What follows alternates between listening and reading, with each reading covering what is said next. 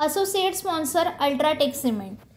इगतपुरी तालुक्यातील जो धरणांचा साठा आहे, इगतपुरी तालुका धरणांचा तालुका म्हणून ओळखला जातो।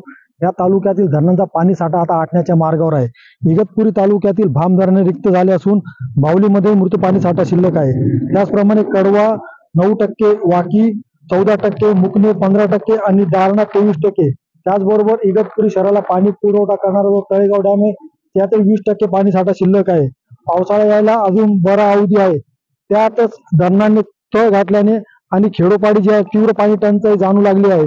इगतपुरी तालुक्यात जे आहे ते 15 टँकरद्वारे 41 फेऱ्यांच्या माध्यमातून 16 गावे व 48 वाड्यांना पिण्याचे पाणी पुरवले जात असल्याची माहिती प्रशासनाने दिली आहे। दरम्यान दरवर्षी यातील बहुतांश वाड्यापाड्यांना टँकरद्वारे पाणी पुरवठा केला जातो।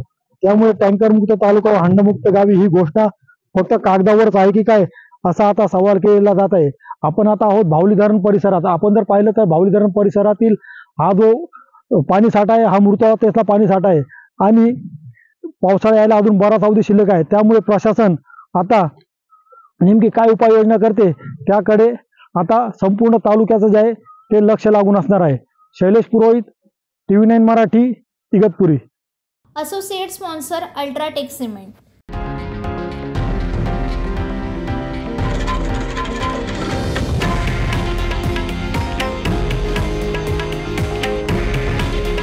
हे आहे देशातील नंबर 1 न्यूज नेटवर्क आणि आपण पाहत आहात TV9 मराठी।